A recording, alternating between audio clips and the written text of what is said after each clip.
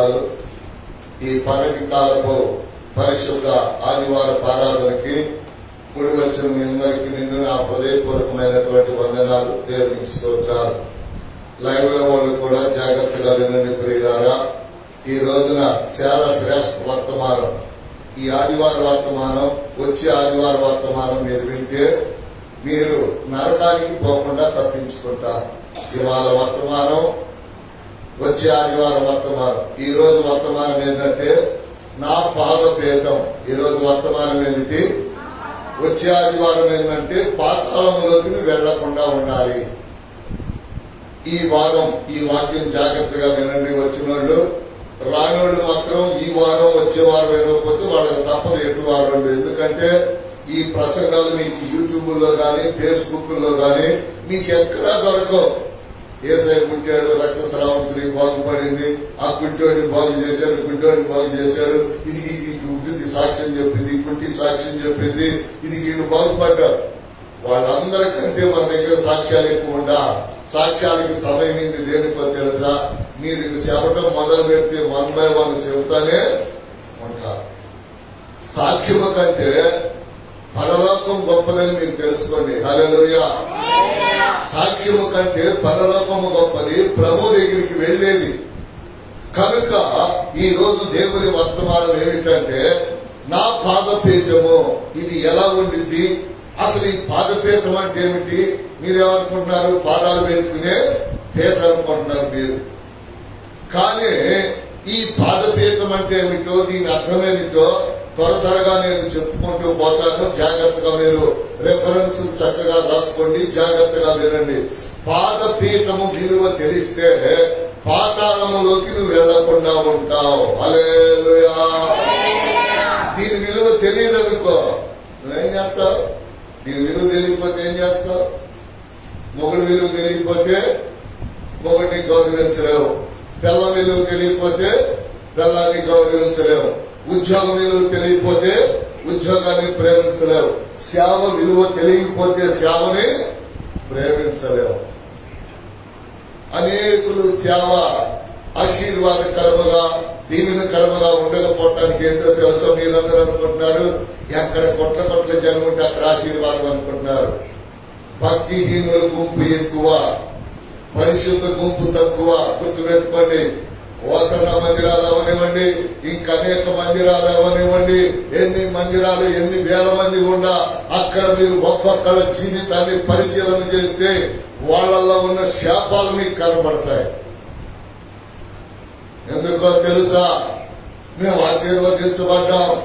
ఆశీర్వదించబడ్డాం చెప్పటమే గాని నీ పాపపు ఆశీర్వాదం ఎంతవరకు? ఆశీర్వాదం అంటే పరలోకం పోయేది ఆశీర్వాదం గాని మనకంటే అన్యుడు, మనకంటే సాయిబు గారు గొప్పగా ఉంటున్నారు, రోజు సెంటు పూసుకుంటా ఉంటానే ఉంటలేదా? వాళ్ళకంటే మనం ఏమైనా గొప్పగా ఉంటున్నావా? నో. గొప్పతనం ఎప్పుడయ్యా అంటే గొప్ప దేవుని ఆరాధిస్తూ పరలోక పట్టణంలో ప్రవేశించిన రోజున వీళ్ళందరూ నోర్లు మూతపడతాయి.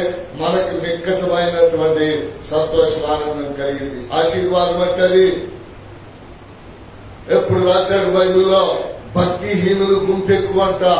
భక్తిహీనులు అంటే భక్తి లేని జనాభా తొట్టిలుగా ఉంటారు. చాలా మంది మన ప్రాంతాల్లో నుంచి అనేక స్థలాలకు వెళ్తూ ఉంటారు కదా, వీళ్ళ బ్యాక్గ్రౌండ్ చూస్తే అక్కడ అని వస్తారా ఊరిగా? నేను మీరు పోతారేది ఊహించుకోవడానికి. ఎందుకంటే ఇక్కడ ప్రవక్త ఉన్నాడు, సువార్త ఉంది, పాస్టర్ ఉన్నాడు. ప్రవక్త దగ్గర ఎదగలేకపోతే పాస్టర్ దగ్గరికి పో, పాస్టర్ దగ్గర ఎదగలేకపోతే సువార్త దగ్గరికి పో. కానీ పరలోక రాజ్యం ప్రవక్త దగ్గర మాత్రమే దొరికింది. వీళ్ళందరూ ఇక్కడ మందిరాలు మంచిది కానట్లుగా, ఇక్కడ సేవకులు మంచోళ్ళు కానట్లుగా ఆడకపోయి మేళ్ళలో ట్యాగులు వేసుకొని అది వేసుకొని ఇది వేసుకొని సాక్ష్యాలు చెప్పి ఏదో చేస్తున్నారు కదా.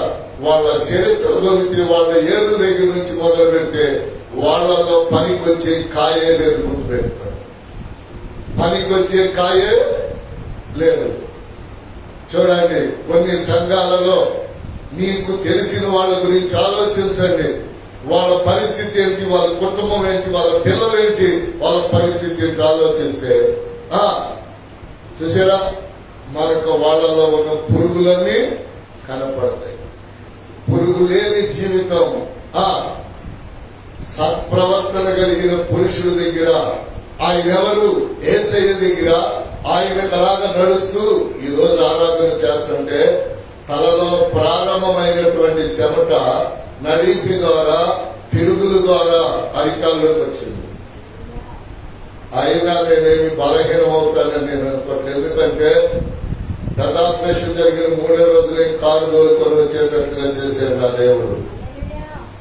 ఈ రోజు వరకు నొప్పి గాని, బాధ గాని, వేదన గాని దాని వల్ల నాకు కలగకుండా చేశాడు. కాకపోతే ఏమిటంటే టాబ్లెట్స్ ఉన్నాయని బయటికి వెళ్ళలేదు, కానీ లేకపోతే ఏసీ కారు ఇచ్చాడు నా దేవుడు. ఎండేం చేసింది నన్ను, ఏం చేయదు.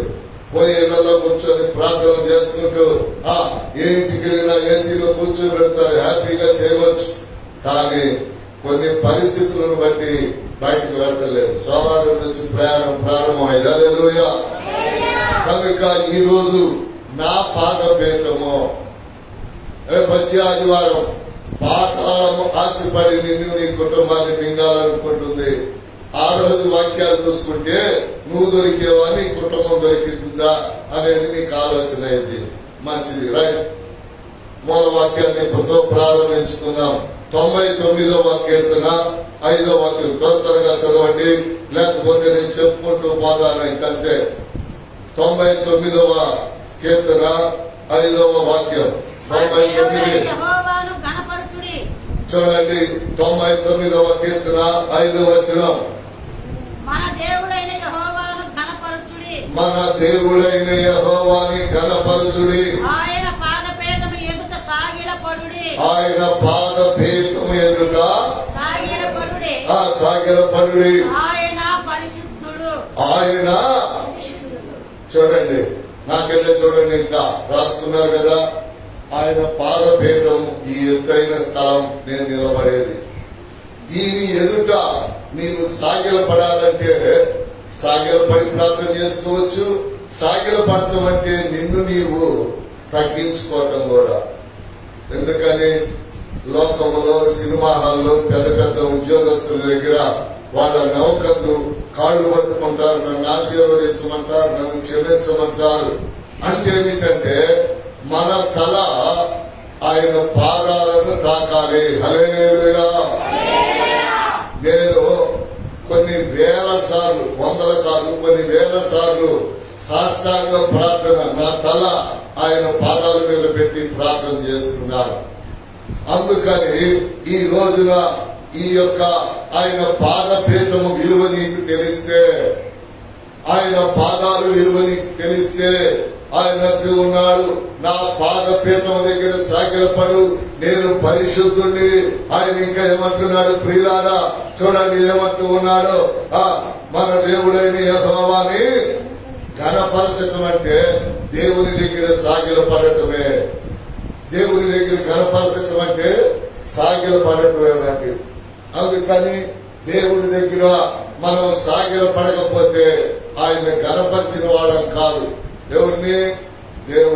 దేవుణ్ణి కనపరచాలి అంటే మనం సాగిలపడవలసిందే. సాగిలపడకపోతే తలెత్తుకొని నడుస్తావు, గర్వంగా నడుస్తావు. ఆయన పాదాలు నీకు దూరమైన రోజున నీకు దొరికేది ఏమిటో తెలుసా? శ్రమలు, వేదన, బాధలు. ముందర వాక్యాల్లో నీకు చూపిస్తా. అందుకని దేవుని యొక్క నామము పేరిట అక్కడ రాస్తున్నాడు, మన దేవుడైన యెహోవాని మీరు కనపరచండి. ఎలా కనపరచాలి? ఎందుకు కనపరచాలంటే ఆయన పాదపీఠం ఎదుట మీరు ఇక్కడ సాగిలపడాలి. నేనే సాగిలపడుతున్నా. మీరు సాగిలపడమన్నారనుకో, మీ గర్వం మిమ్మల్ని చెడిపింది, మీ గర్వం మీకు శాపముగా మారింది. ఇంకా ఏమంటున్నాడండి? ఏమంటున్నాడు? ఆయన పరిశుద్ధుడు. మీ అమ్మ పరిశుద్ధురాలా? మీ నాన్న పరిశుద్ధురా? మీకు చాలా మంది మీ తల్లిదండ్రుల సంగతి తెలుసు. మా అమ్మ పరాగొండ ఉంచుకుంది, తెలిసినా చెప్పరండి. అందుకే నీ పితరుల పాపం నిన్ను వెంటాడింది. దేవుణ్ణి నమ్మిన తర్వాత మన పితరుల పాపం, నేను మా తాతల పాపం దగ్గర నుంచి మా తల్లిదండ్రుల పాపం, మా బంధువుల పాపం ఒప్పుకుంటూ వచ్చారండి. ఒప్పుకోవాలి. ఎప్పుడు? వాళ్ళ పాపాలు మనకు తెలిసిన రోజున. వాళ్ళు గొప్పోళ్ళు మంచోళ్ళు అని ఉందనుకో, ఇంకా వాళ్ళ గురించి మనం ప్రార్థన చేయాల్సిన పని లేదు.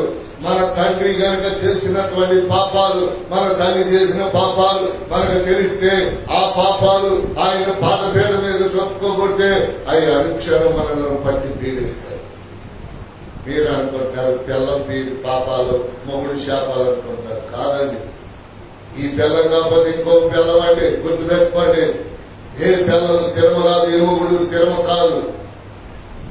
ఎందుకంటే బైబిల్లో 3 పిల్లలు ముచ్చటగా విశ్వాస వీరుడైనటువంటి అబ్రహాముకే ఉన్నారు. పిల్లము స్థిరము కాదు, మొగుడు స్థిరము కాదు. స్థిరం ఎవరయ్యా అంటే దేవుడు. స్థిరం ఎవరు? మీరెవరు కూడా ఈ పిల్లం పోతే ఎట్లా, ఈ మొగుడు పోతే ఎట్లా అనుకున్నారు. దేవుడి ప్రణాళికలో 3 వరకు ఆయన ముచ్చటగా శాంతించాడు. ఎవరికి? విశ్వాస వీరుడైనటువంటి అబ్రహాముకి. అర్థమైందా?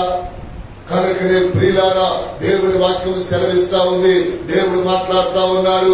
ఏమిటయ్యా అంటే, ఇదిగో నేను పరిశుద్ధుడిని, నేను చేయాలి. ఏం చేసినా నీకు, నేను చేసిన కీడు చేసిన నేను చేయాలి, నీకెవరు ఏమి చేయలేరు. మొగుడిని కాస్త రక్తం ఇవ్వని అడగండి. రోగం వచ్చినప్పుడు పిస్తోలు దొరకడు. పిల్లాన్ని 10 రోజులు పాదసేవ చేయమన్నాడు, పిస్తోలు దొరకదు. కానీ దేవుడు తన దూతల్ని, లోక మానవుని, మనుషుల్ని ఏర్పాటు చేసుకొని ఆయన ప్రేమను మన ఎడల కుమ్మరిస్తాడు. హల్లెలూయా చెప్పా. ఆయన ప్రేమను కుమ్మరిస్తాడు. నేను రోగిగా ఉన్నప్పుడు ఒక వ్యక్తి తాను నేల మీద పరుండి నా కొరకు ప్రార్థన చేస్తా ఉన్నాడు. నేల మీద పరుండి. ప్రియులారా, ఎక్కడో ఎవరు? దేవుడు ఏర్పాటు చేసుకున్న దేవుని దూత, మంచి ఉద్యోగస్తుడు, మీ అందరికంటే చదువు ఎక్కువ కలిగిన వాడు. ప్రియులారా, ఎందుకు ఆయన ఏర్పాటు చేశాడంటే, అది తన సేవకుడైనటువంటి వ్యక్తికి దూతల పరిచర్య అవసరము కనుకనే ఆయన ఏర్పాటు చేస్తాడు. హల్లెలూయా చెప్దామా? అందుకని దేవుని యొక్క వాక్యములు ప్రియులారా, ఆయన పరిశుద్ధులు కనుక మనం నమస్కారం తెచ్చినా, మనం సాగిల పడినా, ఆయనను పాట పాడినా, ఆయనను ఘనపరిచినా ఆయనకు ఆయనే సాటి మన ఎడల నూతన కృపను కుమ్మరిస్తాడు. అందుకని దేవుని వాక్యములు ప్రియులారా, 132వ కీర్తన 7కు రండి. త్వరగా వస్తా ఉండాలి. రెఫరెన్స్ ఎక్కువ ఉన్నాయి. 132వ కీర్తన 7వ వాక్యం చూడండి. 132వ కీర్తన 7వ వాక్యం చదవాలండి. ఆయన నివాస స్థలమునకు పోదుము రండి, ఆయన పాదపీఠ మీదకు సాగిల పడుదుము రండి. ఎడకర అంటున్నారు, నమ్మంటున్నారండి. ఆయన నివాస స్థలం ఏది? నేను మీకు చాలాసార్లు చెప్పాను. నేను ఎన్ని ఇళ్ళు కట్టుకున్నా మనోడు సంతోషంగా ప్రారంభిస్తాను. కానీ ఆ ఇళ్లలో నెమ్మది ఉండదు, ఆ ఇళ్లలో క్షేమం ఉండదు. కాకపోతే ఆ ఇల్లు ఏమిటాయంటే మన ఎండి, మన బంగారాలు, మన పిల్లలు అందరూ జాగ్రత్తగా అందులో దాగి ఉండడానికి గూడు. కానీ మరి దేవుని నివాసం ఎందుకయ్యా అంటే, మన పిల్లలకు ఆరోగ్యం, మన పిల్లలకు ఆశీర్వాదం అన్ని కూడా పెరగాలి, ఎదగాలి అంటే దేవుని నివాసం అవసరమైంది. చదువుదాం. ఇది యాత్రా కీర్తనండి. చదువుదాం ప్రియులారా. ఆయన నివాస స్థలమునకు పోదుము రండి, ఆయన నివాస స్థలమునకు పోదుము రండి. ఆయన పాదపీఠం ఎదుట సాగిల పడుదుము రండి. అదండి పాదపీఠం అంటే ఇదే. కానీ ఎక్కడెక్కడ రమ్మంటున్నాడు?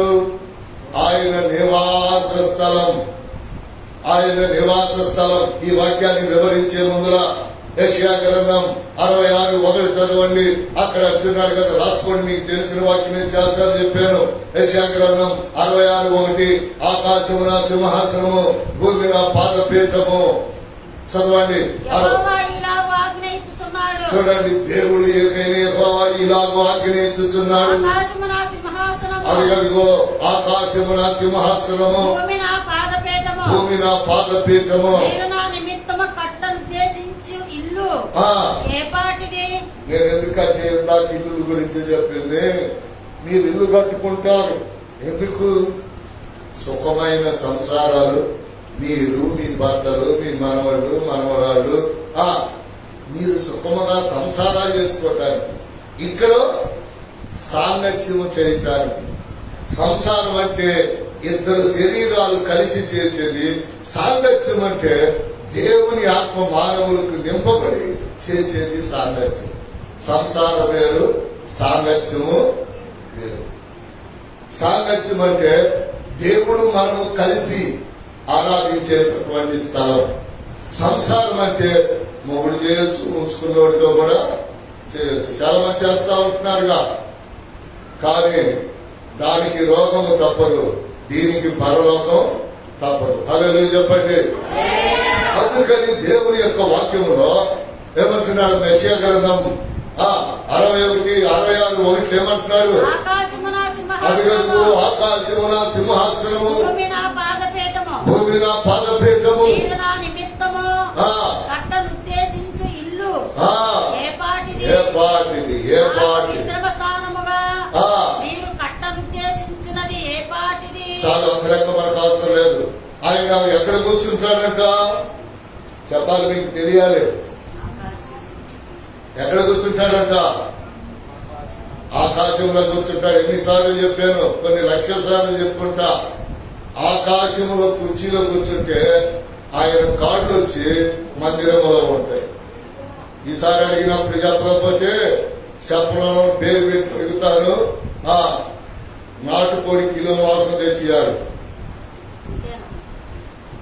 మళ్ళీ జోకులేమాక మళ్ళీ చెప్తున్నా, ఆకాశంలో కుర్చీలో కూర్చుంటాడు, ఆయన కాళ్ళు మందిరములు కడతాడు. ఇక్కడ ఆకాశము నా సింహాసనము, భూమి నా పాదపీఠం.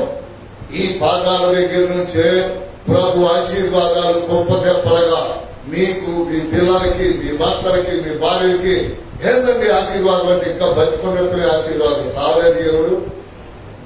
బతుకున్నట్టునే నాకు చాలు ఈ ఆశీర్వాదం. నేను చేసుకున్న ప్రార్థన 2.5 గంటల బతికేసారు. ఏమి లేక, కారు లేదా, ఇల్లు లేదా, ఏసీ లేదా, డబ్బులు లేవా, ఏమి లేక బ్రతుకనే ఆశీర్వాదం దేవుడు తన కుడి చేతి గాయములో నుంచి ఇస్తే తప్ప ఒక్క దినము నువ్వు పెంచుకోలేవు. ఒక్క దినము నీకు పెరగదు కూడా. ఎవరన్నారు ఆ మాటలో? యోబు గ్రంథములు అన్నాడు. వద్దు, పక్కకెళ్తే సబ్జెక్టు పెరిగింది. ప్రియులారా, దేవుని యొక్క వాక్యములో రండి, చాలా జాగ్రత్తగా రండి. కొంతమందికి బలిసి సాడీ చెప్పుకుంటా, చెట్టు ఆకులు దూచుకుంటా మాకు పాదాలు వద్దంటున్నారు. నేనట్లా. కొంతమందికి ఏమైందంట? బలిసిందంట. మరి ఆడ బలిసిందో ఆ వాక్యం చదివితే మీకే అర్థమైంది. ఇప్పుడు ఈ బలిసిన వాళ్ళు ఎవరయ్యా అంటే, కన్నీటి ప్రవక్తకి కన్నీళ్లు తెప్పించేవాళ్ళు, ఏడ్చి ప్రార్థన చేసే దైవజనుని ఇంకా వాళ్ళ ఇష్టానుసారంగా ఏడ్పించేవాళ్ళు. వాళ్ళు అనుకుంటున్నారు కదా, మమ్మల్ని బతిలాడతాడు, మమ్మల్ని అది చేస్తాడు, ఇది చేస్తాడు, అప్పుడు పాదాలు, అప్పుడు దాకా ఆయన పాదాలకి దూరంగా అనుకుంటారు. దేవుడు ఎవరని ఏమంటున్నాడో చదవండి. విలాప వాక్యములు ఇర్మియా గ్రంథం తర్వాత వచ్చేయండి, తిప్పేసేయండి. ఇర్మియా గ్రంథం తర్వాత విలాప వాక్యములు చాలా జాగ్రత్తగా చూడాలి. అర్థముగా మీ మాటలు వ్యర్థము చేసుకోవద్దు. ఎవరైనా, మీ వాళ్ళైనా, మీ స్నేహితులైనా, మీ పిల్లలైనా దేవుని పాదాలకు దూరంగా ఉంటే, ఒరే వచ్చేది శాపమురా, నువ్వు మారినా మారకపోయినా నువ్వు రావాల్సిందేరా, ఆయన పాదాల దగ్గర కూర్చోవలసిందేరా. ఏందండి మాట? పాదాల దగ్గర కూర్చుంటే ఎవరైనా పలకరీకుండా ఉంటారండి? ఉంటారా?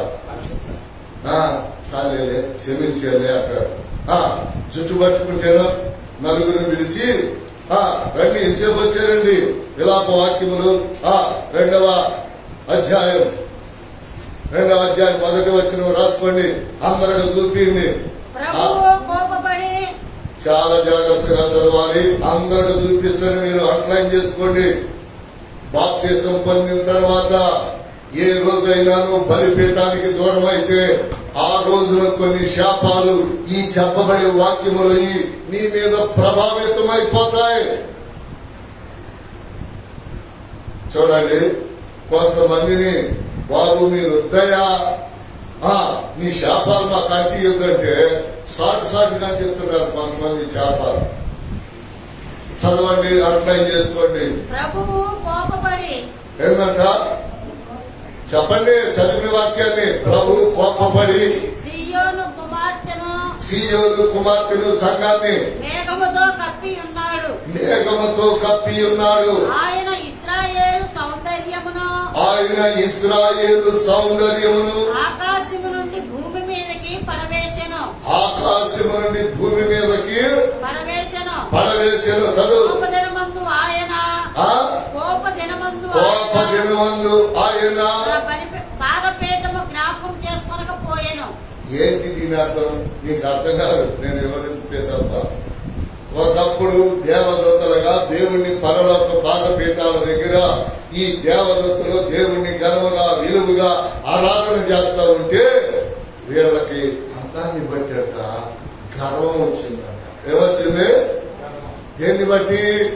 అందాన్ని బట్టి, దేవుడు ఆశీర్వదించబడిన విధానాన్ని బట్టి వీళ్ళకి గర్వం వస్తే దేవుడు కోపపడటం ప్రారంభించి మీరికి ఇక్కడ పనికిరారు, గర్విష్ఠులు నా సన్నిధిలో పనికిరారు. చూసారా, గర్విష్ఠులు నా సన్నిధిలో పనికిరారు. చూడండి, నేను మీకు చెప్పాను, రాసుకోమని కూడా చెప్పాను. ఒక అమ్మాయి తల్లి తండ్రికి విధేయతగా లేక 3 సబ్జెక్టులు తప్పుతుంది అని మీరు అనుకుంటున్నారు. మమ్మాయ ఒక టీచర్ కుమార్తె ప్రియులారా 7 నెలలుగా ఫోన్ లేదు, పనలేదు. ఏమిటి అంటే పాపములో పడిపోయింది. తల్లి పడింది, పిల్ల పడింది. తల్లి ఏం చేసిందో పిల్లని చేసిందని ఎవరు చెప్పారు? ఎవరు? నేను చెప్పానా? తల్లి పాపము చేస్తూ ఉండగా పిల్లకు తెలిసినా చూసినా ఆ పిల్ల వేసి కాకపోతే నా చెవు పోయిందన్న. ఇప్పుడు కాదు, కొన్ని 100 సార్లు. ఎవరైనా మంచిదని చెప్తే నాకు రండి, నా దగ్గరికి రండి. ఎవరితో ఉంచుకున్నారో ఆ జీవిత చరిత్ర అంతా చెప్పకపోతే అప్పుడు నన్ను అడగండి. ఎందుకని? నాకు దేవుడు చూపెట్టాడు. హల్లెలూయా. తల్లి మన ఆరాధన వదిలిపెట్టి ఇంకెక్కడో మంచిదని వెళ్ళిపోయి ప్రియులారా ఆరాధన చేస్తా పళ్ళకు రాకుండా దూరం అయిపోయిందండి. దూరం అయిపోయిన తర్వాత నేను ప్రార్థన చేయడానికి వెళితే ఈరోజు టైం అవుతుందండి, నీ ఇష్టం అన్న వదిలేశారు. అంతే. ఆమె చెయ్యి ఇరిగింది, బండి మీద పడి కష్టాలు వచ్చినాయి. అయినా నేను ఎవరో చెప్పారు అలా టీచర్ గారు ఎట్లా అని ఫోన్ చేయదలుచుకోలేదండి, మాట్లాడదలుచుకోలేదండి. ఆమె కూతురు 3 సబ్జెక్టులు. ఆ పిల్ల గురించి దేవుడు 10 సార్లు చెప్పాడండి. ఆ పిల్ల మంచిది కాదు. బాల్యములోనే 4వ తరగతి చదివేటప్పుడే ఆ అమ్మాయి మగవాళ్లతో చేతులాడుతూ మొదలు పెట్టిందండి. దేవుడు నాకు చెప్తే నేను ఇది చెప్పాను కదా, వాళ్ళమ్మ చిన్న పిల్ల కదా, పాస్టర్ గారు చేతులు సెకండాలు చెప్పలేదు. మీకు తెలియని సంగతులాగా చేతులు సెకండాలు మామూలు అనుకుంటున్నారు. తులసి చెట్టు, గంగాయి చెట్టు మొక్కేటప్పుడే తెలిసిందా, లేకపోతే పెరిగిన తర్వాత మీ మనోళ్ళైనా మనోరాళ్ళైనా కూతురులైనా అల్లుళ్ళైనా 10 సంవత్సరాలు పోయిన తర్వాత కాదు తెలిసేది, బాల్యములోనే తెలిసిపోతుంది. ఈ రోజున భాష్యం స్కూల్లో జరిగించింది 1,60,000 కట్టి 2 సబ్జెక్టులు తప్పింది. మీ పిల్లలు ఉచితముగా పాస్ అవుతున్నారంటే ఆ పాస్ వెనకమాల దైవజనుడు కన్నీళ్లు ఉన్నాయి. హల్లెలూయా. గుర్తుపెట్టుకోండి, నేను దైవజనుడికి వ్యతిరేకంగా, కన్నీటి ప్రవక్తకు వ్యతిరేకంగా ఏదైనా చేయి, నా దేవుడు ఆయన కోపాన్ని తప్ప నీకు ప్రేమను పంచడు. ఎందుకని దైవజనుడు కన్నీరు కాచి నీ కొరకు ప్రార్థన చేస్తుంటే నువ్వేమిస్తున్నావు? కోపం, శాపం, నష్టాన్ని ఇస్తూ ఉన్నావు. మళ్ళీ ఇప్పుడు వాక్యం అంతా చదవండి, మీకు ఊరికి అర్థమైంది. వేరే రిఫరెన్స్ కి వెళ్ళిపోదాం. ప్రభు కోపపడి సియోను కుమార్తెను ఏంటంట? సియోను కుమార్తెను మేఘముతో కప్పి ఉన్నాడు. ప్రభు కోపపడి సియోను కుమార్తెను మేఘముతో కప్పి ఉన్నాడు. అసలు మేఘాల్లో ఎంత చల్లగా ఉంటుందండి, ఏసీ సరిపోయిందా? అక్కడ ఆరాధన చేయమంటే దేవుడు లేనప్పుడల్లా వీళ్ళు దేవుళ్ళగా ఫీల్ అయిపోతున్నారు. దేవుడు లేకుండా ఏడకపోతాడండి. వీళ్ళు దేవుళ్ళు లాగా ఫీల్ అయిపోతున్నారు. మీరు గుర్తుపెట్టుకోండి, ఈ పులిఫీట్ మీద నుంచి వాక్యం చెప్పిన వీళ్ళు దేవుడు అర్హత ఇచ్చాడు మీకు. ఈ అర్హతను కోల్పోతే ఇక మందిరంలో ఉంచడం మిమ్మల్ని బయట ఉంచుతాడంటే. ఎందుకంటే ఆయన పాదాల మీద నిలబడి ఒక పూట వాక్యం చెప్పినా, ఒక పూట ప్రార్థన చేసినా అది దేవుడు మిమ్మల్ని ప్రేమించాడని గుర్తుపెట్టుకోండి. నాకు నేనే ఇలా అనుకోకపోతే అమ్మో నేను ఇక్కడ ఉండలేను, చాలా జాగ్రత్త నాక చూడండి, నేను కుదరబాకండి.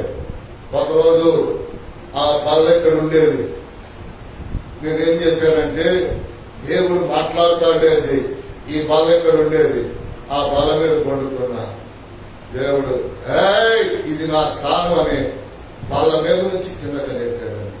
దెబ్బ తగిలిందని కూడా ఆయన చూడ, కానీ ఆయనకి తెలుసుగా దెబ్బ తగలలేదు. ఆ స్వరం మీద పడింది, ఇది నా స్థానం, నువ్వు పండుకోవడానికి లేదు. ఎందుకని? నేను పాపిని కదండి. ఆయనను ప్రకటించేటప్పుడే పరిశుద్ధుల్ని, పండుకోవటానికి, ఏడ మందు తాగటానికి, ఏడ అన్నం తినటానికి లేదు. హల్లెలూయా. ఎందుకని? ఇది ఆయన ఏర్పరుచుకున్న మిశ్రమ స్థానం. కాసేపు ఉంటే మీరంతా ఇళ్ళకెళ్ళి నేను లోపలికి వెళ్ళి తినేసి పడుకుంటాం, కానీ ఆయన ఆడుకుపోతాడు. అవని అంత ఆయనదే, అయినా స్థలం ఏది ఆయనకి. ఆయన ఏర్పరచుకున్న స్థలంలోనే ఎండైనా, వారైనా, ఇబ్బంది అయినా, ఇరుకైనా ఆయన ఇక్కడ ఉండాల్సిందే. హల్లెలూయా. చదవండి, ఇప్పుడు చదవండి, చదవండి, చూడండి, చదవండి. ప్రభు కోపపడి మేఘముతో కప్పి ఉన్నాడు. చూడండి, మనం బట్టలు కట్టుకున్నా, బంగారం పెట్టుకోకపోయినా, మనం తలంటూ స్నానం చేసి ఉతికిన బట్టలు కట్టుకొని మందిరంలోకి వస్తే మనం అందంగా ఎవరు ఉండరు. కానీ చెప్పండి, కొంతమంది కోట్లు వేసినా, సూట్లు వేసినా కుక్క ప్యాంట్ లాగా నల్లగా ఉండే కారణం ఏంటంటే వాళ్ళకి ఇశ్రాయేలు సౌందర్యం లేదు. చదువు పక్కన చదువు.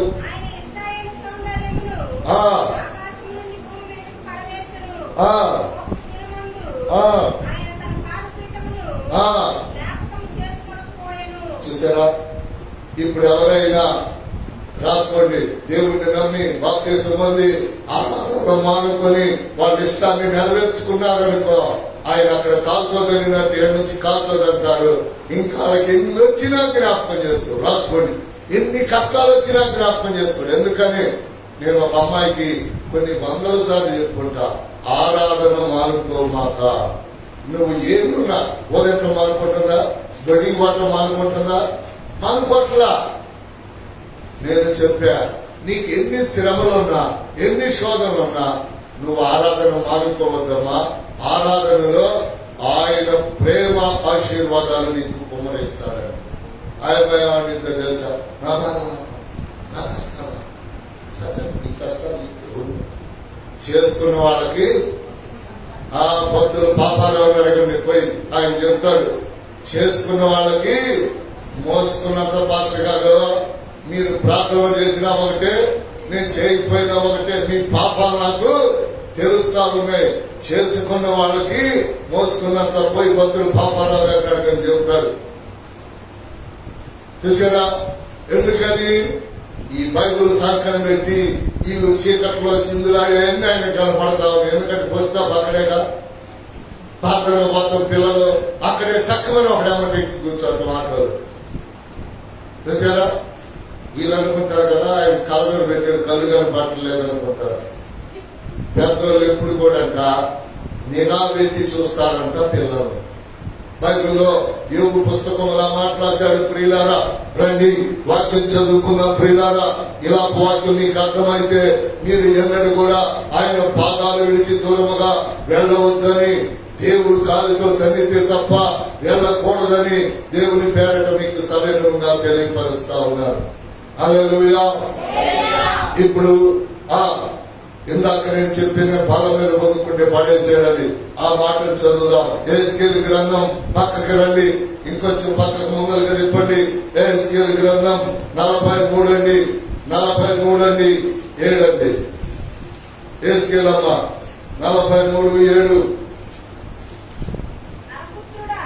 చాలా జాగ్రత్తగా మాట్లాడు. 43:7 చదువమ్మా.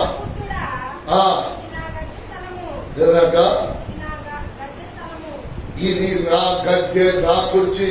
గద్దె అంటే కుర్చీ అని రాసుకోండి. ఇది నేను కూర్చునే స్థలం, ఇది నా పాద. నేను ఏడే కూర్చొని కాళ్ళు పెట్టుకొని కూర్చుంటా. ఇది నా గద్దె. క్రైస్తవ పాటల్లో ఉన్నది, యెహోవా గద్దె ముంగట జనములారా రారముక్తుడి.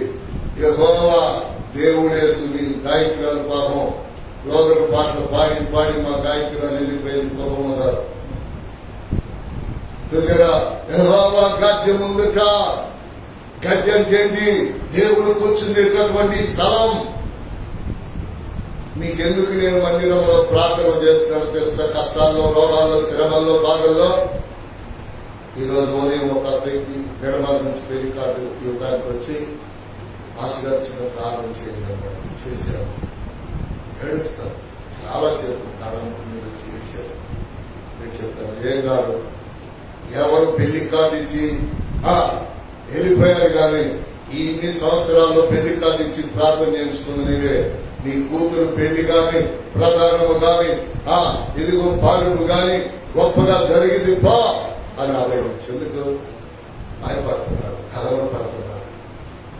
చూసారా, దేని గురించి? తను ఏకైక కుమార్తె గురించి ఏం కోరుకున్నాడు? ప్రార్థన కోరుకున్నాడు. అందరూ ఏం చేస్తారు?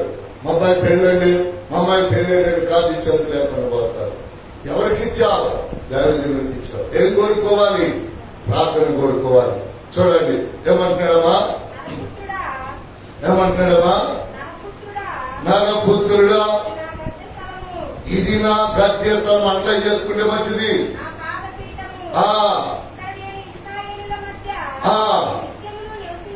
చూశారండి ఎంత గొప్ప మాటలు.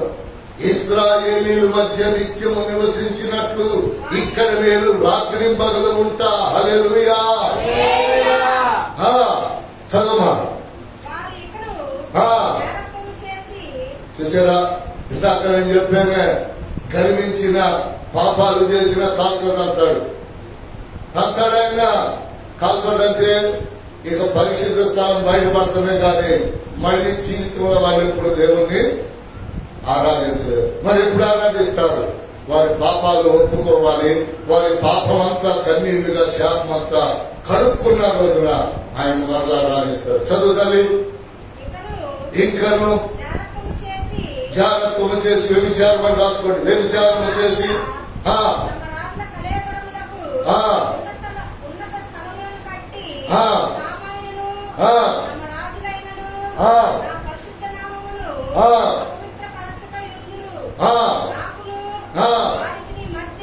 వారికి నాకును మధ్య గోడ అండర్లైన్ చేసుకోండి. ప్రార్థన. దేవునికి మనకు మధ్య ఉండాల్సింది ఏంటో తెలుసా? గోడ అంటే ప్రార్థన. కానీ లోకంలో గోడ ఏం చేసింది? గోడ ఏం చేసింది? వేరు చేసింది. గదిని, ఇంటిని, మనుషులను కూడా గోడ లోకములో వేరు చేసింది. కానీ దేవుల్లో ఏం చేసిందంట? కలిపిద్దంట. చదవమ్మ మళ్ళీ మాట. గోడ నాకును వారికి మధ్య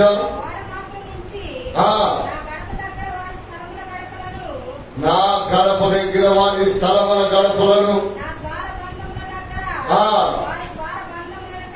కట్టి ఆ, దూషణ కలుగుటకై ఆ. వారు హేతువులైరి గనుక కనుక నేను కోపవేశుడినై ఆ. వారిని నాశనము చేసి తిని నాశనము చేసి తిని వారు జారత్వమును మాని అదగదుగు వారు జారత్వము మాని తమ రాజుల కలయబరములను ఆ. నా యొద్ద నుండి దూరమునకు కొనిపోయిన ఎడల ఆ. వారి మధ్యను ఆ. నేను ఎల్లప్పుడూ నివసింతును. ఈ మాటలో మీకు అన్ని అర్థమైంది. కానీ ఎల్లప్పుడూ మనతో ఉండాలంటే మన మనసులో ఎవరినో పెట్టుకొని ఉన్నాం. అది దేవునికి ఇష్టం లేదంట. మన మనసులో ఎవరినో పెట్టుకొని ఉండట, కొడుకు అవ్వచ్చు, కూతురు అవ్వచ్చు, మనవరాలు అవ్వచ్చు. దేవుని కంటే ఎవరిని ఎక్కువ మనసులో పెట్టుకున్నావో అది తీసివేసే అంత వరకు మనతో ఆయన ఉండడంట. అది తీసివేసిన రోజున మనతో ఆయన ఉంటాడు. అది ఆయన బలిపీఠం. చూసారా ప్రియులారా, యేసుతో ఎట్లా మాట్లాడాడు తెలుసా? చూసారా ప్రియులారా? అందుకని మత్తయి రాసినటువంటి సువార్త, ఇంకా కుదింపులోకి వస్తూ ఉన్నాను. మత్తయి రాసినటువంటి సువార్త 5:35లో ఆయన ఒక బలిపీఠం గురించి చెప్తా ఉన్నాడు. తొందరగా మత్తయి రాసినటువంటి సువార్త భూమి తోడనవద్దు, ఏంటన్నట్ట? భూమి భూమి తోడనవద్దు. తోడని అనవద్దు. అది ఆయన పాదపీఠము. అది ఆయన పాదపీఠము. ఆ. యెరూషలేము తోడనవద్దు. యెరూషలేము తోడని అనవద్దు. అది మహారాజు పట్టణము. అది మహారాజు పట్టణము. తన తోడని ఒట్టు పెట్టుకొనవద్దు. ఆ.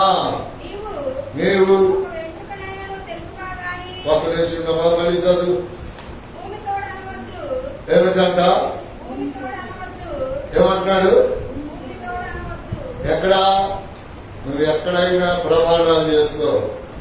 నా మందిరం ముందర గాని, నా బలిపీఠ ముందర గాని నీవు భూమి మీద నిలబడ్డావు అని నువ్వు అనుకొని ప్రమాణం చేస్తే నీకొచ్చే కీడు ఎవడు తప్పించలేడు. చదవమ్మా ఇప్పుడు. చదవమ్మా. నేను మీతో చెప్పున్నదేమనగా, ఆ. ఎంత మాత్రము ఒట్టు పెట్టుకొనవద్దు.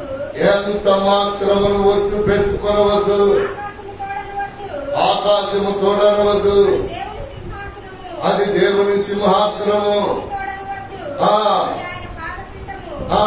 యెరూషలేము తోడనవద్దు. ఆ. అది మహారాజు పట్టణము. చూసారా ఇప్పుడు ఎన్ని తోళ్ళు అండి? ఎన్ని తోళ్ళు? 3. ఆకాశం, భూమి, యెరూషలేము. ఇంకా ఆ.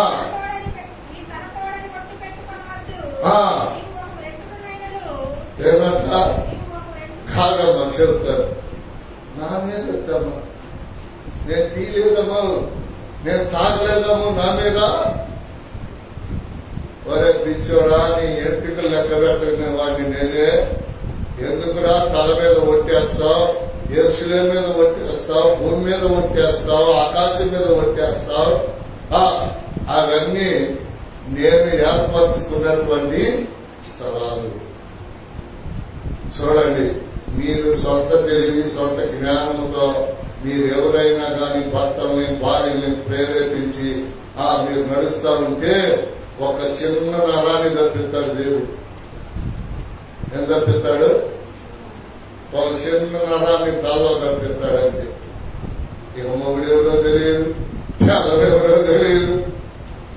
ఒక పాస్టమ్మ నొలక పేట యువకడ సిమెంట్ ఫ్యాక్టరీ మధ్యలో ఒక సంఘం పెద్దది. మన మందిరం కంటే ఇంకెంత ఉంటుంది మధ్యలో. ఈ మన శిబిరం నిండా భోజనాలు ఉంటాడే. ఏ పేరు అతని పేరు? జోజి. జోజి కూడా మందిరానికి వెళ్తాడు. అడగండి జోజి పాస్టర్ గారు చెప్పాడు, మీ పెద్ద పాస్టర్ గారి పిల్లలు మెంటల్ తెప్పించిదే ఎందుకు అడుగుతుంది?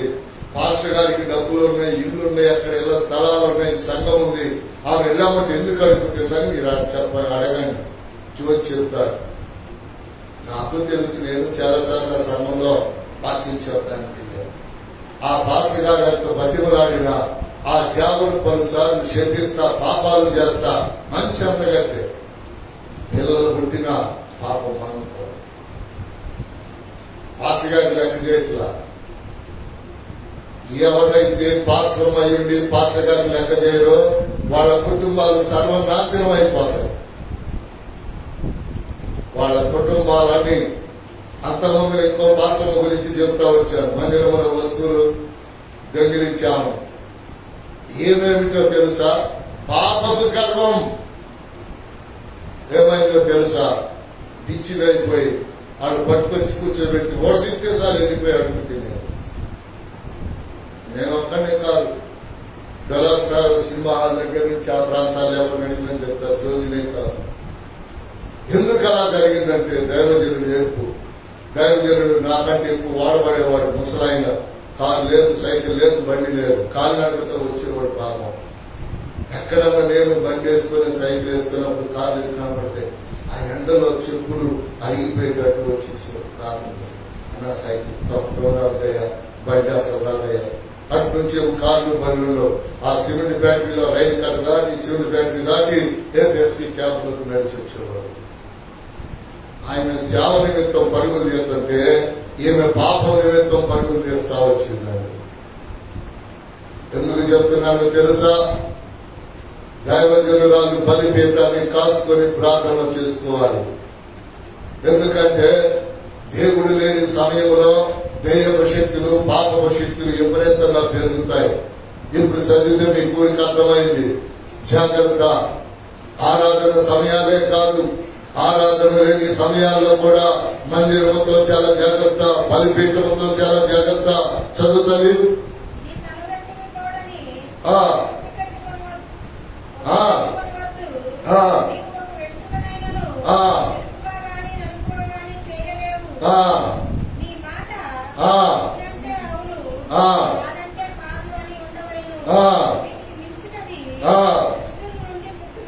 గుర్తుపెట్టుకోండి, సేవకుని మాట అయినా బలిపీఠం దగ్గర నుండే నువ్వు మాట అయినా అవునంటే అవును, కాదంటే కాదు. ఇక రెండో మాట ఎవరి నుంచి పుట్టిందంట? అదే సార్. దుష్టుడు అంటే ఎవరు? కిందకెళ్ళి చూడండి. ఏదంట? చూడండి, మళ్ళీ చెప్తున్నా. బలిపీఠం దగ్గర పాడే నువ్వు, ప్రార్థన చేసే నువ్వు ఎప్పుడు కూడా బలిపీఠానికి విరోధముగా మాట్లాడటం కానీ అవునన్నది కాదన్నది నీ ఇష్టము నెరవేరిస్తే నీవు కీడనేటటువంటి దానిని కోసుకోవాల్సిందే, అనుభవించాల్సిందే. అందుకని దేవుని యొక్క వాక్యంలో మార్కు రాసిన సువార్త త్వరగా చెప్పండి. పెద్దలాడవాలనుకున్నప్పుడు ఏం వెళ్తా ఉంటుంది. ఇదేంటో మన మందిరంలో మార్కు రాసిన సువార్త 12:36 చెప్పండి. నేను మీ శత్రువులను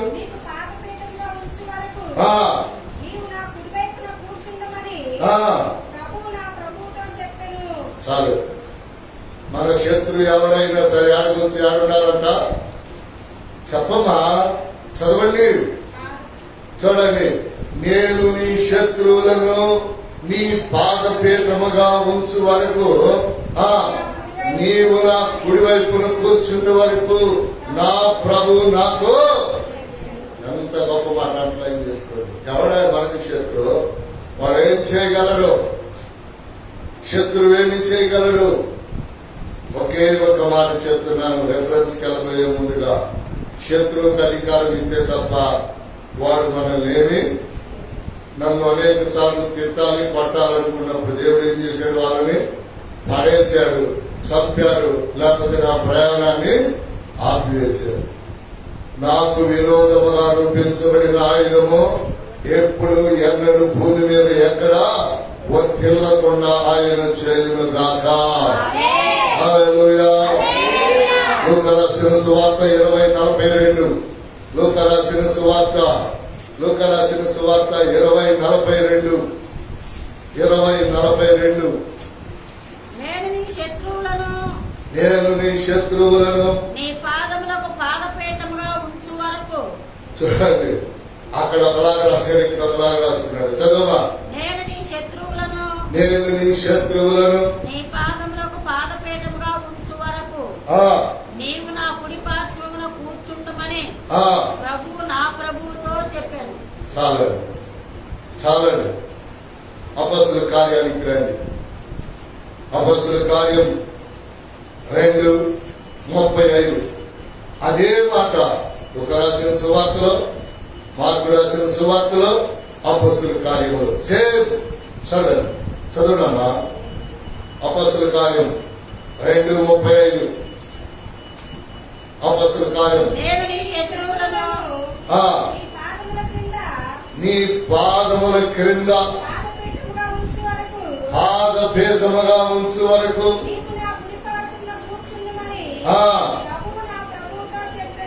చదవండి. ఎక్కడెక్కడ? లూకాలో, మార్కులో, అపొస్తలుల కార్యం. ఎన్నిసార్లు వచ్చింది ఇది? తండ్రి కుమార పరిశుద్ధాత్మ నామములో ఏ శత్రువు ఎప్పుడు మనలను ఎవరిని దేవుని పాదపీఠ మీద సాగిలపడేవాడిని, దేవుణ్ణి ఘనపరిచేవాడిని, ఆయన పాదాల దగ్గర కూర్చునే వారిని ఏ శత్రువు ఎప్పుడు ఏమీ చేయలేడు. ఆమేన్, హల్లెలూయా. ఒక్కసారి 7:50 కూడా చూడండి. అపొస్తలుల కార్యం 7:50, 7వ అధ్యాయం 50వ వచనం. 7:50 ఆకాశమున సింహాసనము చూడండి. ఆకాశమున సింహాసనము, భూమి నా పాదపీఠము. మీరు నా కొరకు ఎలాంటి మందిరము కట్టుదురు? నా విశ్రాంతి స్థలమేది? ఇవన్నీ నా హస్తకృత్యములు కదా.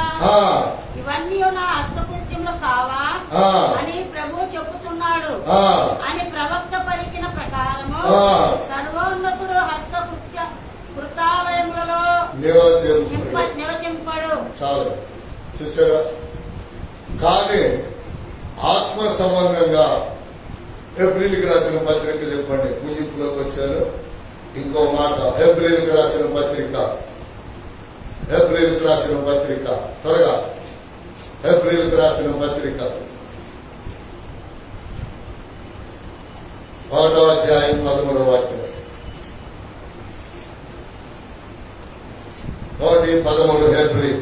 నేను నీ శత్రువులను నీ పాదములకు పాదపీఠంగా చేయు వరకు నా కుడి పార్శ్వమున కూర్చుండుము అని దూతలలో ఎవరిని గూర్చి అయినా ఎప్పుడైనను చెప్పినా మీరందరూ రక్షణయను స్వాస్థ్యము పొందబో వారికి పరిచారము చేయుటకై పంపబడిన సేవకులైన ఆత్మలు కారా? సేవకులైన ఆత్మలు కారా? మనం ఎవరిని? సేవ చేసే ఆత్మలు మీరు, నేను. మీరెక్కడున్నారు? ఒకప్పుడు లోకంలో. నేనెక్కడున్నాను?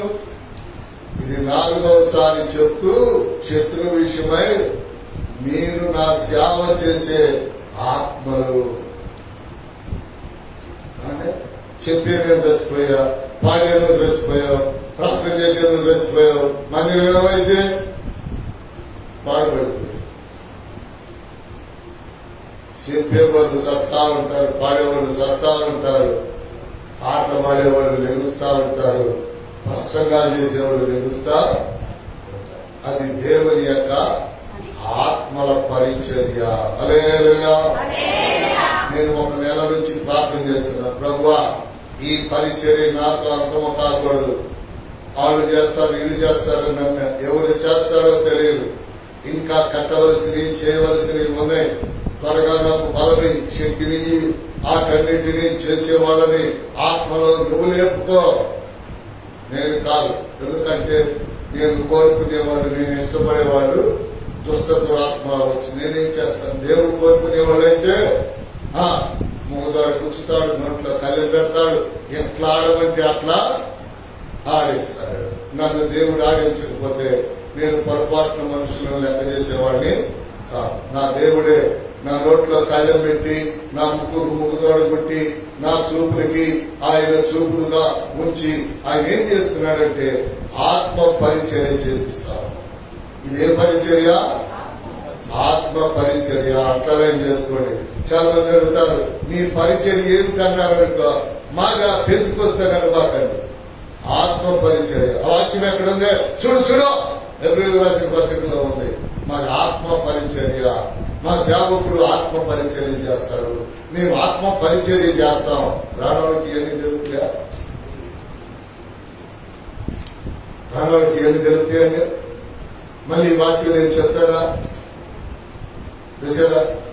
అందుకని దేవుని యొక్క నామము పేరట 10-12 చూడండి. ఎవ్రీడే 10-12 తిప్పేసేయండి. 10-12 ఈయనైతే పాపముల నిమిత్తము ఈయనైతే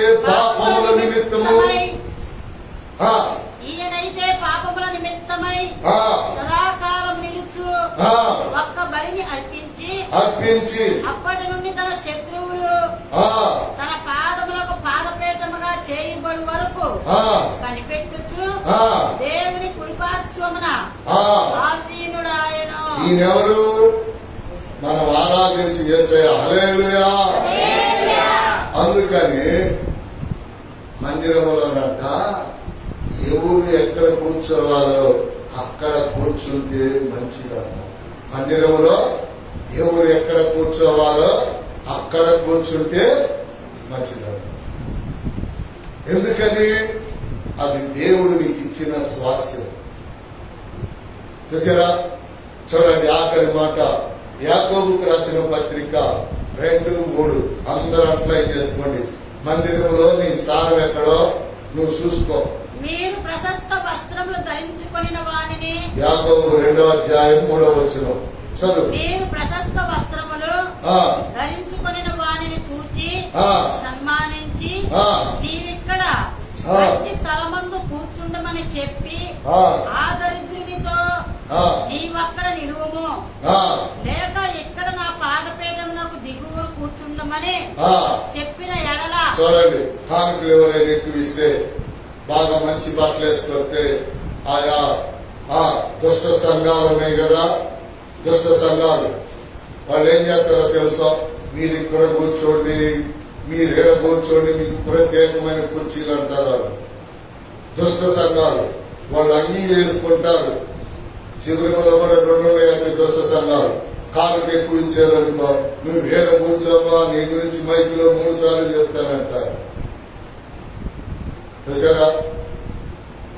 ఏమండి, నేను చెప్పానుగా, చిల్లర కానుకలు వేసిన హల్లెలూయా సంఘం 10లోకి వచ్చింది, 100లోకి వచ్చింది, 1000లోకి వచ్చింది, లక్షల్లోకి వచ్చింది. హల్లెలూయా చెప్పా. ఏమిటి పరిచర్య? ప్రభు పరిచర్య. దొంగలు ఉంటూనే ఉన్నారు. దొంగలు ఎప్పుడు ఉంటారు. ఎవరు వీళ్ళు? దేవుని దశభాగం తిని దేవుడు దీవించట్లేదని దురాశ కలిగేవాడు. దొంగలు ఎప్పుడు ఉంటారు. ఎక్కడ? దేవుని సంఘంలో. నేను చెప్పట్లా, మీకా 3:10 ప్రభు చెప్పాడు, ఇంటిలో తేరక చదువుకోండి. అది మీ సాయంత్రం చదువుకొని. ఎందుకని? ఏడేమో నేను చెప్పను. ఎందుకంటే ఎందుకో పతాకులు చెప్తాడు, మనం ఏమని అంటారు. నువ్వు ఇస్తేనే ఆయన తెలుస్తాడు నీకు కావలసిన ప్రతిదీ. ఏమన్నాడు? 10వ భాగం బలిపీఠం అనే నా పాదాల దగ్గర పెట్టి నువ్వు ఆకాశ వాకి నింపుతాను, ఏమి కావాలో కోరుకోమన్నాడండి. మీకు డౌట్ వస్తే చదవండి. మలాకి 3:10 చదవండి త్వరగా. మలాకి 3:10 చదవండి త్వరగా. మలాకి 3:10. నా మందిరములో ఆహారముండునట్లు 10వ భాగమంతయు నా మందిరపు నిధిలోనికి తీసుకుని రండి. ఇది చేసి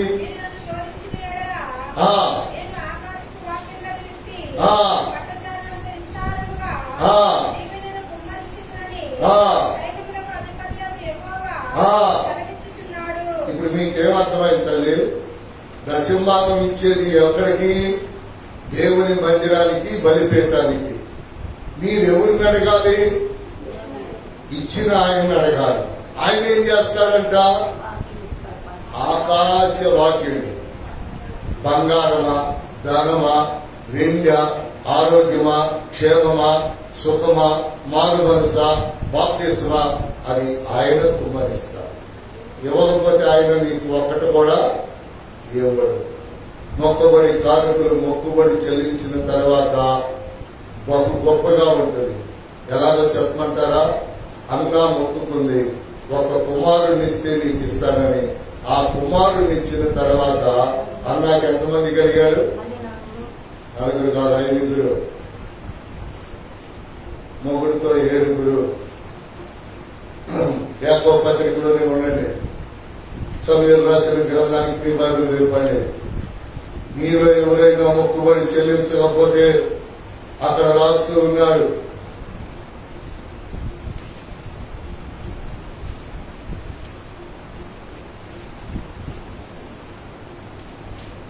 చూడండి.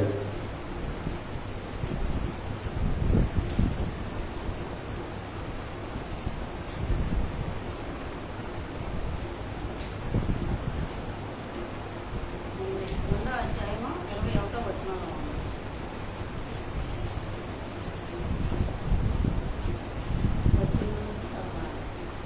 బాలుడైన సమూయేలు నారతో వేయబడిన ఏపోలు ధరించుకుని యెహోవాకు పరిచర్య చేయుచుండెను. వాని తల్లి వానికి చిన్న అంగీ ఒకటి కుట్టి ఏటేటా బలి అర్పించుటకు తన పెనిమిటితో కూడా వచ్చినప్పుడు దాని వారికి చుట్టూ వచ్చెను.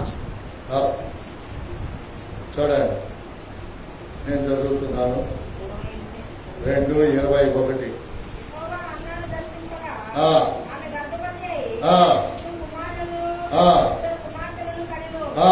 అయితే బాలుడకు సమూయేలు ఆ. యెహోవా సన్నిధిలో నుండి ఆ. వెలుగుచుండెను. ఎంతమంది? 5. సమూయేలుతో కాదు, సమూయేలు కాక సమూయేలు పుట్టిన తర్వాత రాయబడిన వాక్యం ఇది. మొగుడుతో 7 పిల్లలని రాశారు. ఎందుకని? పిల్లోడికి చేసినట్టే భర్తకు కూడా చేయాలి. ఈ రోజున కుటుంబాల్లో భర్తకు సరిగా పరిచర్య చేయకపోవటం వల్లనే కుటుంబాలు పాపముల శాపముల కొట్టు వింటాడుతా ఉన్నాయి. భర్త ఒక్క పని చేస్తారు, భార్య అన్ని పనులు చేయాలి.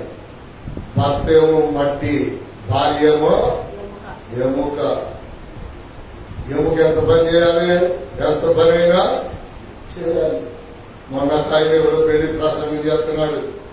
అరే నా పడక, ఇదిగో ఎప్పుడు కూడా నీ భార్య ముందు వేరే వాళ్ళు పొగడబాక, పొగిడేవా చెప్పే నీ చేస్తాను. అలాంటి అమ్మాయి బాగుంది అంటే ఇంటికి వచ్చిన బొమ్మరాయనట.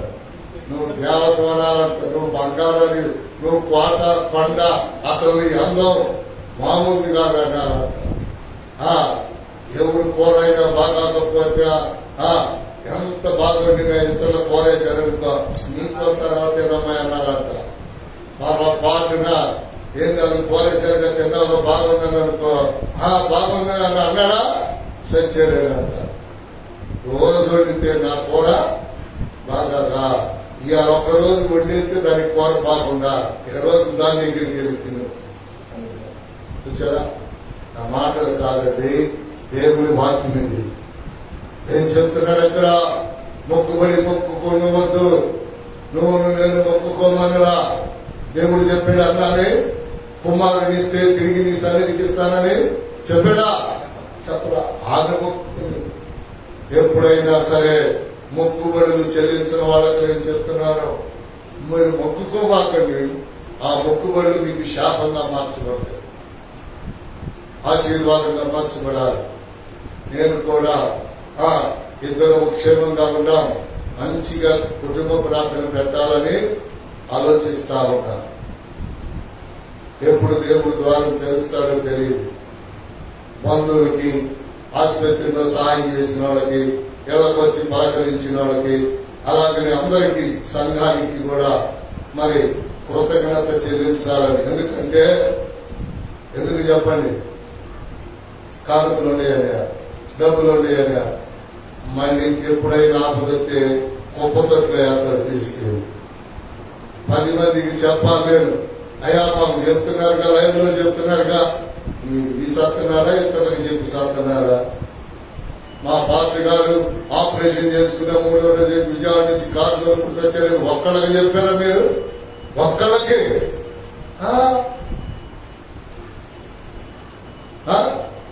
పెద్ద ఆపరేషన్ చేయించుకొని వస్తే ఒక్కళ్ళు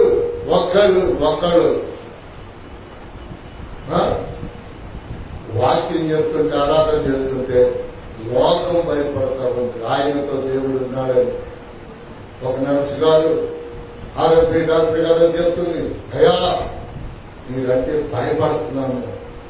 ఎందుకో తెలుసా, దేవుని కొరకు మీ ప్రాణాన్ని మీరు లెక్క చేయరయ్యా, ఇదిగో నా కానుకని. దేవునికి స్తోత్రం. ఎందుకమ్మా నాకు వదిలేమా ఆసుపత్రి నుంచి కాదయ్యా, నేను నా కొరకు ప్రార్థించాను. దేవునికి స్తోత్రం. అందుకని దేవుని యొక్క వాక్యములో దేవుడు చెప్తున్నాడు, మందిరంలో దేవుడు నీకు ఇచ్చిన బలిపీఠ స్థానాన్ని నువ్వు కోల్పోవద్దు. హల్లెలూయా. చదవండి ఆ వాక్యాన్ని. యాకోబు రాసిన పత్రిక 2:3 చదివితే ప్రార్థన చేసుకున్నాం. యాకోబు రాసిన పత్రిక 2వ అధ్యాయం 3వ వచనం. మీరు ప్రశస్త వస్త్రములు ధరించుకొనిన వానిని చూచి సన్మానించి. చూసారా? చదవమా. నీవెక్కడ మంచి స్థలమంతా కూర్చుండమని చెప్పి ఆ దరిద్రులతో నీవక్కడ నిలువమో లేక. చూడండి, అనేక సంఘాలలో చూడండి పెద్ద పెద్ద కుర్చీలు, మంచి మంచి కుర్చీలు వేసి డబ్బులు ఎక్కువిచ్చే వాళ్ళకి ఏళ్ళకి చూసారా గౌరవం ఏడుకొచ్చి గడగడలాడతారంట. ఎవరైనా పాపం బొట్లు లేక పాత బొట్లు వేసుకుని ఆరాధన అప్పుడు కూర్చో. ఎవరిళ్ళు దేవుని ఆత్మ విరోధులు. చూసారా? ముందర వచ్చినోడు ముందలే కూర్చోవాలి, వెనకాల వచ్చినోడు వెనకమాలే కూర్చోవాలి. బలిపీఠముతో ఎవరు కూడా శత్రులాడకూడదు. భద్రత కలిగించేది బలిపీఠం. నీకు భద్రతనిచ్చేది బలిపీఠం. ఇక్కడ ఆయన పండుకుంటున్నాడు, కూర్చుంటున్నాడు, ఎలా ఉంటున్నాడో నీకు అనవసరం.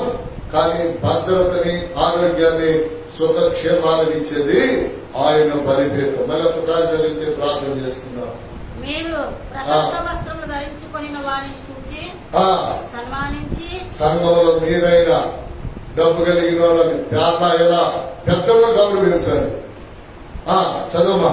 నీవిక్కడ మంచి స్థలములో కూర్చుంటామని చెప్పి ఎవరిని ధనవంతుల్ని డబ్బులు ఇచ్చేవాళ్ళు, మంచి బట్టలు వేసుకునేవాళ్ళ దరిద్రుల్ని నీవక్కడ నిలువుమో లేక ఇక్కడ నా పాదపీఠం నాకు దిగువన కూర్చుండమని చెప్పిన ఎడల మీ మనసులో భేదములు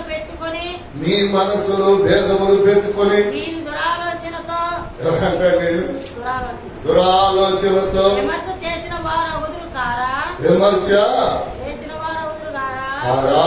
నా ప్రియ సహోదరులారా, ఆలకించుడే. ఈ లోక విషయములు దరిద్రులైన వారిని విశ్వాసమందు భాగ్యవంతులుగాను. హల్లెలూయా. విశ్వాసమందు భాగ్యవంతులుగాను తన్ను ప్రేమించు వారికి తాను వాగ్దానం చేసిన రాజ్యములకు వారసులుగాను ఉండుటకు దేవుడు ఏర్పరచుకొనలేదా. హల్లెలూయా. అందుకే మన పాటల పుస్తకాల్లో 10వ పాట, భాగ్యవంతుడా నా యేసయ్య నీ భాగ్యముగా నన్ను మార్చుమా.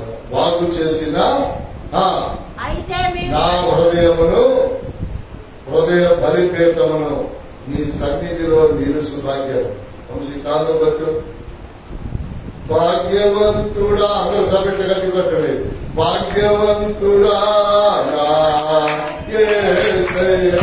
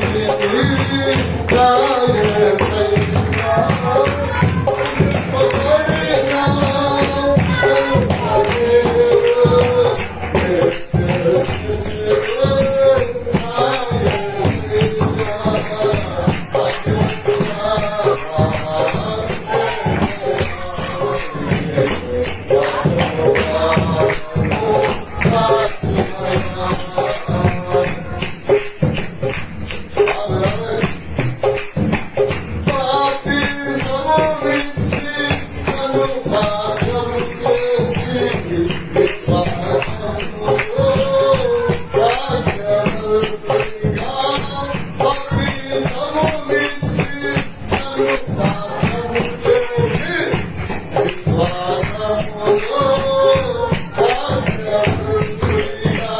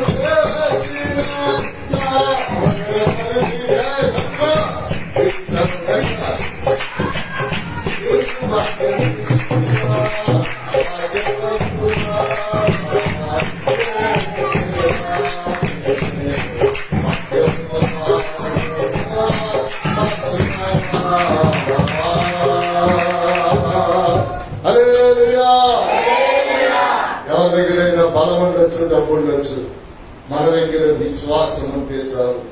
రేపు దేవునితో కలిసి భాగ్యవంతులు. హల్లెలూయా.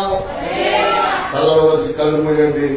ఈ పాట వచ్చేవారు కూడా పాడతాను. మీరందరూ బాగా ఈ పాట నేర్చుకోవాలి.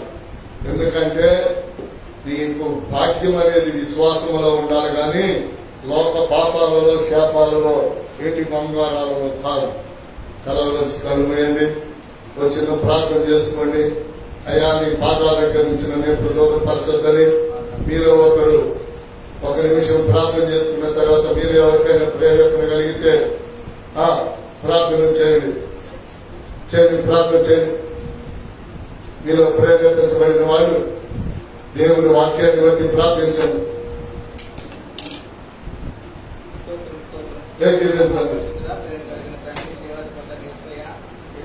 మొట్టమొదటిసారిగా మీ కృప చొప్పునే ప్రభావ మీ పాద పీఠము అయా మీ పాదాల వద్ద మేము ఉన్నందుకు మొట్టమొదటిసారిగా మీ కృతజ్ఞత. పాదాల దగ్గర ఉంటూ మంచిదా, దూరం ఉంటూ మంచిదా తీర్మానం చేసుకోండి.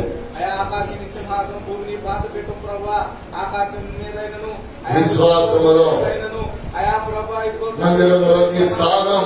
తండ్రి అయా విశ్వాసవంతులు భాగ్యవంతులు అన్నారు ప్రభా. అయా ఇదిగో నీ పరిశుద్ధమైన పాదాల దగ్గర నీ పుల్పిడి దగ్గర ఉంటేనే ప్రభా ఆ భాగ్యం ప్రభా. మాకు స్తోత్రములు తండ్రి. ఆ భాగ్యాన్ని నిత్యము మాతో ఉంచండి ప్రభా. అయా మమ్మల్ని నువ్వు కుడి పార్శ్వాన్ని ఉంచుకుంటానన్న అందును బట్టి స్తోత్రములు. చూచి అయా నిన్ను పాడి స్తుతించి ఆరాధించి ఆత్మ సంబంధులే అని చెప్పారు ప్రభా. స్తోత్రములు. పరిచర్య ప్రభా. ఇది పరిచర్య ప్రభా. యేసయ్యా నీ పరిచర్య ప్రభా. స్తోత్రములు. నీ పరిశుద్ధాత్మ పరిచయ ఇంటిలో ఆత్మలను కలుపుకోలేకపోతే, అవును ప్రభా. స్తోత్రం బాగు చేసుకోలేకపోతే స్తోత్రములు స్తోత్రములు. అక్కడ గిరియాలను పురుగు చావు. పరిశుద్ధమైన పాదాలు వినిపించు, చూపించు, చెప్పు. ఇదిగో తండ్రి అజ్ఞానత పురుగు సావదు ప్రభా. పాదాల నుంచి మమ్మల్ని దూరపరచొద్దు ప్రభా. నిత్యము ప్రభా నువ్వు మాతో ఉంటానన్నావు. ఈ పరిశుద్ధమైన పాదాలు పట్టుకొని నీ పుల్పిడి దగ్గర నీ ఎదురుంటే ప్రభా నీ మందిరంలో నిన్ను స్తుతించి కీర్తించి ఆరాధిస్తే ఉంటానన్నారు ప్రభా. స్తోత్రములు. అయా నిత్యం ప్రభా నీ పాదాలు పట్టుకొని నీ సుందరమైన ముఖాన్ని చూస్తూ ఆరాధించుకునే భాగ్యాన్ని ధన్యతలకు మాకు అనుగ్రహించమని యేసు నామములో అడుగుచున్నాను తండ్రి. ఆమేన్. హల్లెలూయా. చెప్పండి హల్లెలూయా. తండ్రి దేవుని ప్రేమ, కుమారుడైన యేసుక్రీస్తు వారి యొక్క కృప, పరిశుద్ధాత్మని సహవాసము సన్నిధి సకల పరిశుద్ధులకు సార్వత్రిక సంఘానికి సదాకుడు వచ్చిన మీకు నడిపిస్తున్న మాకు ఆయన రాకడ ప్రయత్నం సదాకాలం కూడండి నడిపించబడును గాక. ఆమేన్. హల్లెలూయా. అందరికీ వందనాలు. వచ్చే ఆదివారం సంస్కార ఆరాధన ఉంటుంది. విషయాన్ని గమనించండి. ఏమన్నా పలానా